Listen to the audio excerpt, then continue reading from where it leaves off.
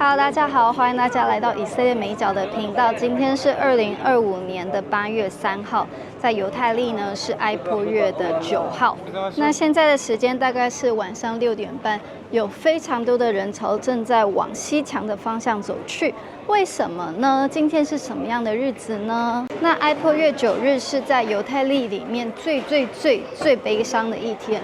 为什么呢？因为在这一天，第一圣殿以及第二圣殿被摧毁，这些都是往下的人潮。第一圣殿是在586年的时候被巴比伦王尼布甲尼撒王摧毁，然后犹太人被掳到巴比伦。然后第二圣殿则是被所罗巴伯所重建，由希律王扩建。然后在西元70年的时候，被提多将军攻陷了耶路撒冷，然后犹太王国就沦陷了。那圣殿被毁日就是埃波月9号的中文翻译，它是从第一圣殿被毁以后到现在，犹太人持续在纪念的一个节日。那在这一天呢，犹太人他们就会像是过赎罪日那样子，为了要表达他们的哀伤，没有了圣殿的哀伤，所以在这天不会有娱乐，要禁食25个小时，不吃东西，不喝水。然后也不做任何的娱乐，然后也不穿皮革，不擦香水，所以你可以看到现在走在我前面的犹太人，他们平常都是会穿皮鞋的，但今天大家都穿拖鞋或者是球鞋，反正就是不会有任何的皮革。那这个部分你们大家可以继续在这个影片里面更多的看到。所以这条街现在是充满着要去西墙做祷告的犹太人，因为犹太历是从晚上算新的一天的开始，所以埃波月9号是从昨天晚上8点42分到今天。那因为现在以色列还在战争的缘故，所以据我所知，在晚上7点的时候会有大家一起的一个祷告，关于悔改，关于合一。那我来念一下在圣经里面是怎么样子记录第一圣殿跟第二圣殿的被毁。那耶利米书还有耶利米哀歌，在圣殿被毁日这一天，他们犹太人都会在会堂里面读耶利米哀歌。耶利米书7章14节说：我怎样待示罗的殿，就是我立为我名的居所，也必照样待这殿，就是你们所倚靠的。我又必把你们交在你们列祖所知道的地之外。所以大家就知道，圣殿它就被毁了。犹太人认为不可能，上帝会让圣殿被毁，但是上帝宁愿让圣殿被毁，也要让他们能够认识耶和华神。然后，犹太人也真的是被流亡到巴比伦去，这就是他的历史。神透过耶利米先知给了犹太人警告，但是他们没有接受这样的警告，所以第一圣殿就毁掉了。那耶利米哀歌1章1节写说：先前满有人民的城，现在何竟独坐？他既在列国中为大，现在竟如寡妇。他曾在诸省中为王后，现在成了进贡的。那再来关于第二圣殿被毁的部分，也是记录在新约圣经里面。耶稣他在马太福音24章2节的时候说，耶稣对他们说：你们不是看见这殿吗？我实在告诉你们，将来在这里没有一块石头留在石头上不被拆毁了。耶稣他已经知道，耶路撒冷他接下来的光景，所以给了这样子的警告。那历史还有很多的悲剧，也都是发生在埃波月9号的这一天。例如在1492年的时候，犹太人被集体的赶出西班牙，当时是天主教嘛。然后还有1914年一战爆发，还有1942年纳粹开始大规模的把犹太人关到集中营。都是在埃波月9号的这一天，所以这也是为什么到现在，除了赎罪日以外，这应该算是犹太民族历史中最悲伤的一天。但有一些宗教犹太人，因为他们对以色列这个国家的认可性，就是住在以色列的犹太人宗教犹太人，他们对以色列这个国家的认同性低。可是他对于他们民族的这些历史的伤痛，是很高的认同。那他们就会选择在圣殿被毁日这天来为大屠杀的犹太人哀悼，不会选在大屠杀纪念日那一天，因为那个是以色列国家立的哀伤的日期。那传统上来讲，犹太人他们会集体在圣殿被毁日这天来做对民族的哀伤。所以我在拍的是鞋子，大家可以看得到，今天是穿拖鞋不穿皮鞋的日子。OK， 那我们现在已经跟人潮差不多走到西墙广场了，现在是6点36分。那为什么我们不能够直接走到圣殿山呢？因为现在那边是磐石清真寺，然后是由约旦的 Waqf 来管理的。那所以非穆斯林只有在限定的时间才能够上圣殿山。那我们现在要进西墙，我们也是要排队过安检。那会排到这里就代表今天人很多。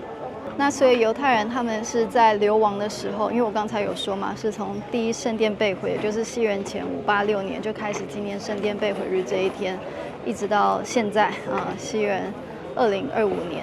那犹太人在流亡中，他们没有忘记耶路撒冷。在每一年的逾越节晚餐，还有犹太新年的晚餐，他们会说，Next year in Jerusalem， 希望明年我们会在耶路撒冷相见。然后另外一个呢是，像犹太人他们在结婚的时候，在结婚棚底下会踩碎玻璃杯，然后这样就新娘新娘才算是结婚了。为什么要踩碎玻璃杯？这个传统也是在纪念圣殿的被毁，即便他们在他们人生中应该是最快乐的一天，结婚嘛，可是他们都要纪念我们现在这么的快乐，但是我们没有了圣殿。也就是说，在流亡的这整个民族的过程中，犹太人是没有忘记耶路撒冷的。好，我们现在排队进西墙。好了，我们过安检了，现在人超多的。那刚刚我想讲的就是犹太人的连结跟这块土地是从来都没有分开的，不管他们人是流亡到欧洲还是到亚洲，他们永远都是知道西安在哪里，知道他们祖先的神应许给他们的土地在哪里。我后面的男生说弥赛亚要来了。那这里大部分的人呢，都是已经禁食，应该是23、24个小时了，禁食和禁水哦。那小孩是可以喝水啦。那哺乳的母亲，就是还在喂母奶的母亲，能不能就是不要禁食？拉比说是可以，不用。可是很多的宗教犹太人，就很拼啦，他们也还是会禁食。就跟赎罪日的时候一样，就是妈妈明明都在喂母乳了，很辛苦了，还是会禁食。然后这些人他们不是只是在家禁食，他们还走来这么远的地方，走到西墙，不是大家都住隔壁嘛？所以真的是，你可以感受到他们真的是对这块土地的热爱，对西安的向往。即便是最世俗的犹太人，也都知道他们的根来自这里。我们到西墙那边看一下。第二圣殿被毁以后，犹太人就被赶出耶路撒冷，然后只有在圣殿被毁日这一天，犹太人才能够到西墙前面。那因为犹太人在西墙前面哭泣哀叹没有了圣殿，因此西墙也得到了哭墙这个名称。那圣殿被毁日还有一个特点呢，就是大家不会坐在华美的椅子上，有些人就干脆就不坐椅子，就这样坐在地上，因为他们要表示悔改，表示在神面前的谦卑。那犹太人回归应许之地，其实就是在应验圣经里面的预言。那锡安主义是什么呢？当然每个人的解释会不太一样，但对我来说，就是犹太人有这个渴望回到他列祖的土地，回到他的根。那这并不是一个排他性的一个主义，好像是一个犹太复国的殖民主义，要回到这块土地上，然后把阿拉伯人赶走之类的。其实根本不是这样。我之后会跟大家分享一个影片，是第一波犹太移民潮在1882年从东欧地区回归巴勒斯坦这块土地的时候，他们购买了土地，开始耕种葡萄园，做葡萄酒庄。他们的渴望就是恢复大卫倒塌的会幕。他们带着这样的热忱来，要恢复希伯来文，要重新让犹太人能够在这块土地上生根。那这是以色列复国之前的历史。那犹太人就是带着这份对圣经的渴望，回到了这块土地。当时非常的贫瘠，但是他们仍然愿意做这样的事情，付了很大的代价。那所以以色列的存在其实根本不是建立在排挤另外一个民族、去压榨另外一个民族之上，而只是单纯因为圣经，因为它祖先的地在这里。那我们知道，真正的历史不是网络上乱传的历史，是1947年联合国提出两国分治方案的时候，犹太人接受了，但是阿拉伯人反对。那其实这也不是第一个，在1937年的时候就有皮尔分治案，那个时候就已经提出了阿拉伯人跟犹太人分开治理。那个时候犹太人也同意了，阿拉伯人在那个时候就反对。那连续反对，1948年才有独立战争的爆发。那犹太人他是被迫去打这场独立的战争，被阿拉伯联军攻打。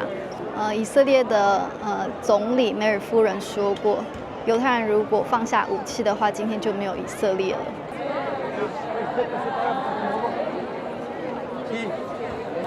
旁边的女生正在唱以色列的国歌，我站在这里其实觉得蛮感动的。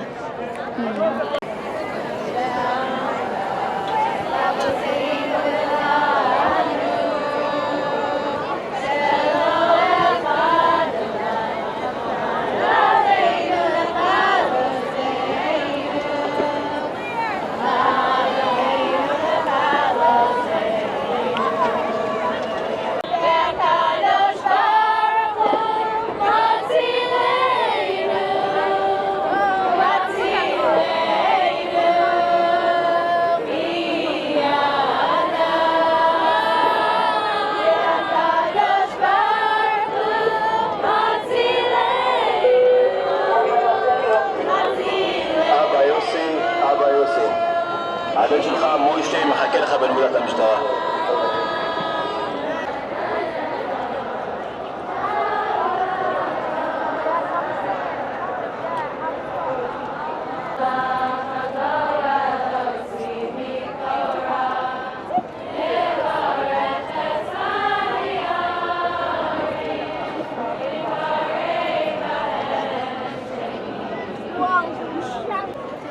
那最近有很多扭曲事实、恶意指控以色列的言论，是想要把以色列妖魔化。那虽然说这些错误的报道已经有部分被澄清出来，只是澄清的晚，这些舆论已经对以色列形象造成很大的损害。那这就其实跟耶利米哀歌2章16节耶路撒冷当年被围困时的场景极为相似。耶利米哀歌2章16节说：“你的仇敌都向你大大张口，他们嗤笑又切齿地说：我们吞灭他，这真是我们所盼望的日子。我们找着了，我们亲眼看见了。”那以色列他现在仍然在加萨进行军事行动，是因为他必须救出他的人质，还有歼灭掉哈马斯。那在这样子的情况下，以色列他还是持续的允许援助的物资进入到加萨，只是这些物资怎么样子被哈马斯偷走，然后再转到黑市去卖，或者是这些物资怎么样子没有落到帮助小孩的手中，也没有任何一口进到以色列人质的口中。像是最近流传出来 Aviatar 他瘦骨如柴的影片，大家就可以看得到，恐怖分子呢是1公斤没少，但是 Aviatar 他应该就是只剩下30几公斤，一个24岁成年男子的身体只剩下应该只有30几公斤。那即便人质面临这么样子困难的处境，很多的媒体也不报道，然后甚至挺巴勒斯坦的人认为挺巴勒斯坦就要挺哈马斯，这其实真的是2件事情。我觉得当然是要去关心加萨里面发生的事情，可是很大的原因都是因为哈马斯的关心。但是很多人不懂中间复杂的政治关系，所以就很讨厌以色列，然后对以色列进行不成比例的谴责，还有耻笑。那真的就跟圣经里当时的情况一样。那我在大概2年前的时候有见到 Aviator 的表哥，有做一个访谈，所以这也是为什么我都一直有关心他的消息。那看到他这个瘦骨如柴的画面，真的觉得哈马斯实在是太邪恶了。所以希望大家能够记得他，为人质的自由祷告，也为加萨的百姓祷告，让他们能够得到真正的自由。那如果大家觉得这个影片对你有帮助的话，欢迎把这个影片分享出去，让更多人能够听得到不一样的声音。好，大家拜拜。这是男生的部分。